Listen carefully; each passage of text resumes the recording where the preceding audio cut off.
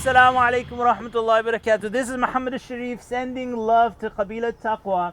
I went and got myself a Scottish lungi so that I could feel what you people feel when you wear these things, inshallah ta'ala. So I'm getting my iron brew ready, and I've got my Scottish lungi, and I'll see you guys soon with Fiqh of Dawah class in Qabila Taqwa.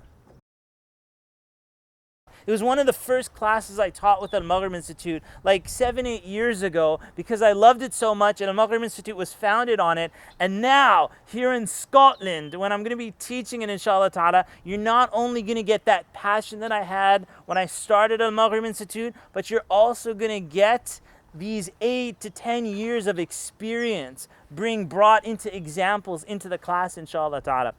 In the class, there are some primary focuses. When you're dealing with another human being, firstly, you have to understand who you are as a da'i, as a person who's calling to Allah subhanahu wa ta'ala. What does Allah tell you about yourself? How do you deal with life and so on, being in that position? And then the second part is, what about the person that you're calling to? There are different mindsets, different beliefs, all these different factors going on, and Allah subhanahu wa ta'ala tells us about different categories of people and different mindsets from surah to surah, and we're also going to be talking about that and teaching that in the class, inshallah ta'ala. And then thirdly, the process between these two people, between you and between this other person. How do you get the message across? And how do you do it? Not only get it across, but how do you do it in a way that it becomes almost like institutionalized? So it's not just you talking to one person, but inshallah ta'ala, you'll be able to build a legacy of people benefiting and growing. And this is what Fiqh of Dawah is all about.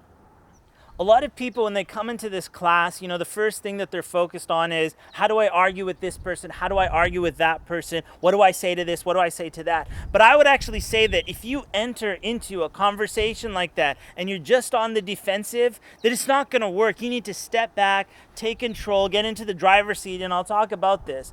Now, the people that you're speaking to are going to be, different levels. Allah subhanahu wa ta'ala teaches us about Ahl al-Kitab, right? You see in the beginning of the Quran, people of the book, Jews and Christians. How do you speak to them? How do you create a dawah program for them? And then you look at people who are just completely atheists. They don't believe in God, and the Quran addresses them. Then you have people that worship idols or polytheists, right? Mushrikeen. How do you deal with them? What are the discussions? And then, and this is a big one for a lot of Muslims, is just because you're Muslim doesn't mean that dawah should not be given to you. I'm sure, as you know, in your area, you have lots of Muslims that are desperately in need of dawah, of somebody helping them and helping them grow. And the Quran also teaches us about that, about how to do it, and we'll be teaching it in the class, inshallah ta'ala. So all these different angles, you're going to be learning it, bi'idhnillah. Now you're getting this opportunity here in Scotland. As you know my track record, I don't repeat classes in any cities. It's been 3 years since I last taught a class in the UK.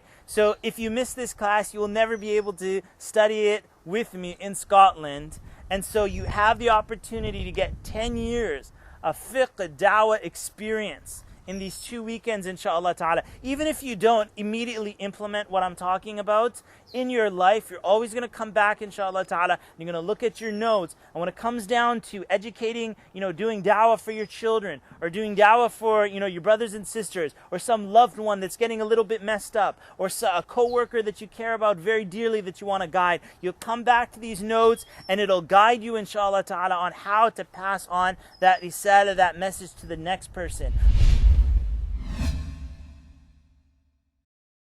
That is so cool.